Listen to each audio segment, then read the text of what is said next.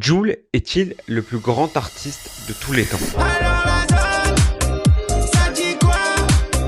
C'est l'été, tous les jours c'est samedi soir. Oh mon bijou, oui, viens faire un bisou. Je sers, dis-moi quoi tu joues. Voilà, tu vas me rendre fou. Ma jolie, dis-moi que tu m'aimes à la folie. Les yeux d'Angelina Jolie, mental Sandra Paoli.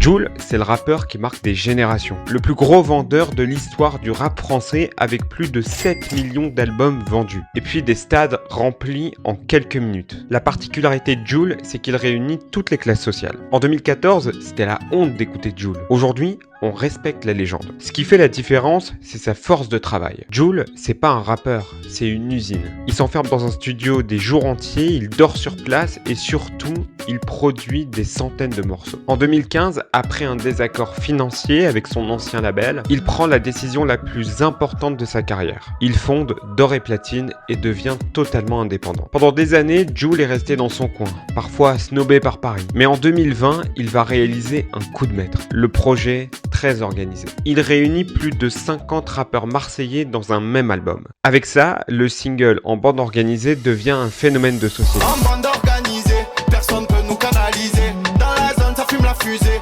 pisté par les banalisés. C'est le double disque de platine le plus rapide de l'histoire. Alors qu'on aime ou qu'on n'aime pas sa musique, l'homme force le respect. Il a redéfini les règles de l'industrie musicale. Et tout ça en restant lui-même. Sa plus grande richesse, c'est son public. Alors pour vous,